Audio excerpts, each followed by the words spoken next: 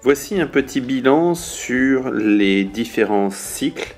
Tout d'abord, le cycle de l'ovaire, le cycle de l'utérus, et nous verrons ensuite les différentes hormones qui interviennent dans ces deux cycles. Commençons donc par l'ovaire. Dans l'ovaire, il y a l'ovocyte. L'ovocyte qui est entouré par plusieurs cellules et le tout forme un follicule. Ce follicule va grossir. À l'intérieur, on retrouve l'ovocyte. Et ce follicule prend plusieurs noms. Follicule primordial, tout à fait au début. Follicule primaire, secondaire, tertiaire. Et enfin, le dernier, le follicule de De Graaf, qui contient une cavité à l'intérieur, une sorte de sac, qui va permettre, au moment de l'ovulation, de faire sortir l'ovocyte 2 dans la trompe utérine.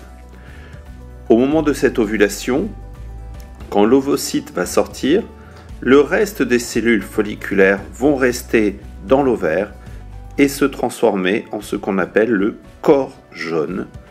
Corps jaune qui a deux destinées possibles.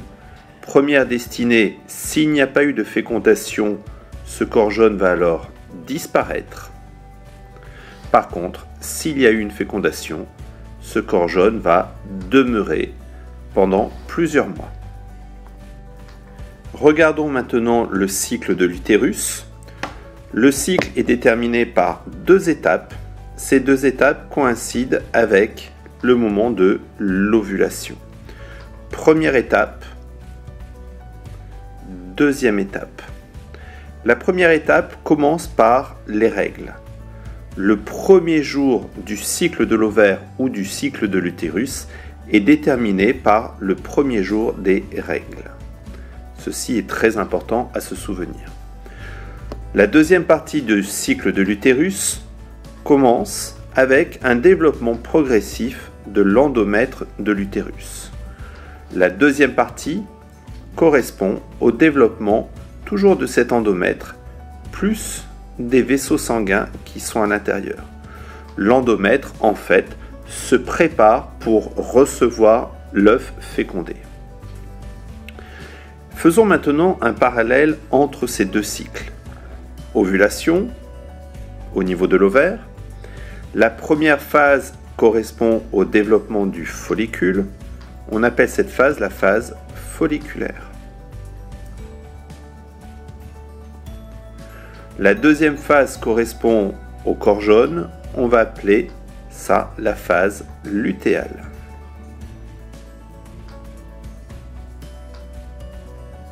On retrouve ces deux phases au niveau de l'utérus, même si elles peuvent porter un autre nom quand on parle de l'utérus. Passons maintenant aux hormones. Commençons par les hormones fabriquées au niveau de l'ovaire. Il y a deux hormones. Ici, nous avons en bleu les œstrogènes qui augmentent, qui rediminuent et qui existent un petit peu encore pendant la phase lutéale. Et nous avons en rouge la progestérone qui n'existe pratiquement pas pendant la phase folliculaire et qui va augmenter pendant la phase lutéale. Puis, s'il n'y a pas eu de fécondation, cette progestérone va diminuer. S'il y a eu une fécondation, cette progestérone va au contraire se maintenir. Parce que cette progestérone, elle est fabriquée par le corps jaune, tandis que les œstrogènes sont fabriqués par les cellules du follicule. Comme les cellules du follicule augmentent, comme ce follicule grossit, et la quantité d'œstrogènes va également augmenter. Ces hormones ont plusieurs fonctions. Les œstrogènes vont permettre le développement de l'endomètre, tandis que la progestérone va au contraire permettre essentiellement le développement des vaisseaux sanguins qui serviront à l'alimentation du futur fœtus. Il faut savoir que la progestérone a une autre fonction.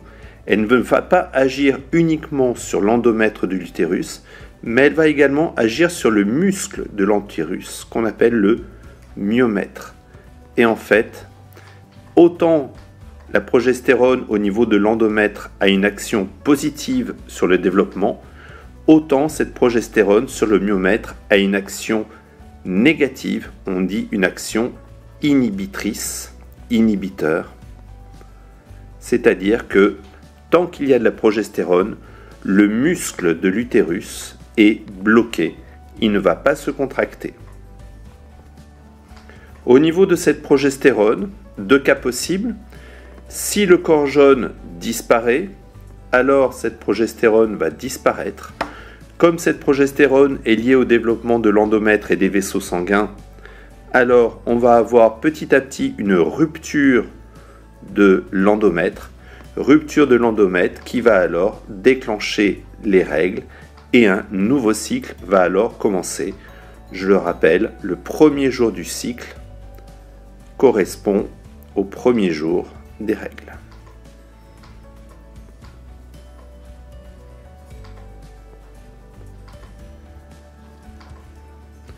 Par contre, s'il y a une fécondation, alors la progestérone va se maintenir, elle va être gardée parce que le corps jaune va être gardé, et alors l'endomètre va également être conservé, et théoriquement, il n'y aura pas de règles durant les 9 mois de grossesse.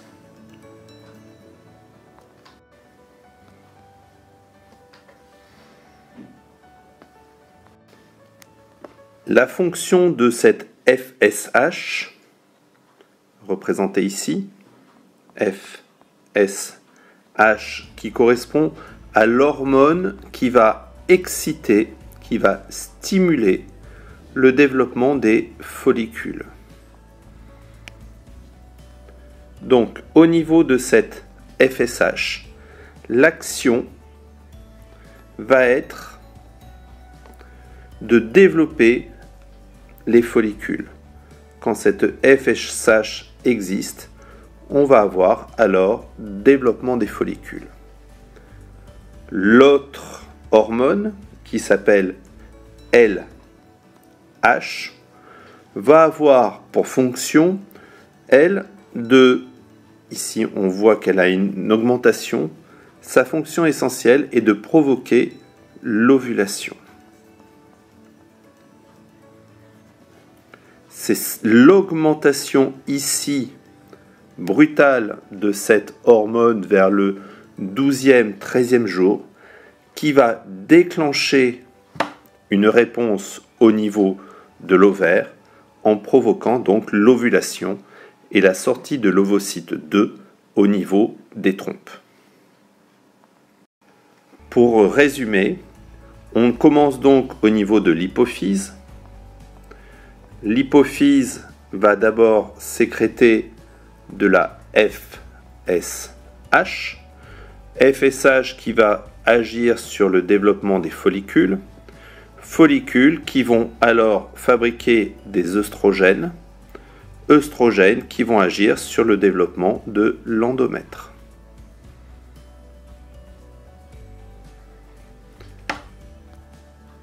Ensuite, on va avoir la LH. LH qui est également sécrétée au niveau de l'hypophyse.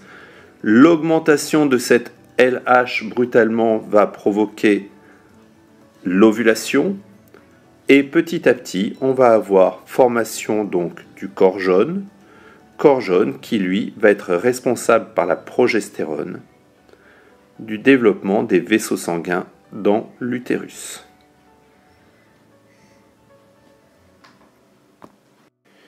Il restera, après les examens, à essayer d'expliquer pourquoi ces LH et FSH vont augmenter, qu'est-ce qui va contrôler à son tour le développement de ces deux hormones. On verra que c'est un système plus complexe, on verra, mais ce sera après les examens, que c'est au niveau justement de ces structures-là, et notamment au niveau des follicules, qu'on va avoir un contrôle en retour, on appellera ça un rétrocontrôle. On va avoir un contrôle en retour des hormones ovariennes sur l'hypophyse. Enfin, la question est comment le corps jaune peut être averti qu'il y a un embryon, donc qu'il y a un œuf fécondé. Pourquoi ce corps jaune va se maintenir au lieu de disparaître s'il y a une fécondation? Là aussi, on verra que l'œuf va provoquer la libération d'une nouvelle hormone. Cette nouvelle hormone va agir, donc hormone embryonnaire, va agir au niveau de l'ovaire pour l'informer qu'il y a une fécondation et qu'il ne faut pas détruire le corps jaune. Ainsi, le corps jaune va demeurer, la progestérone va rester et l'utérus va également, l'endomètre utérin va également rester pour permettre le développement progressif de l'embryon. Mais toutes ces histoires de rétrocontrôle seront étudiées ou révisées après les examens.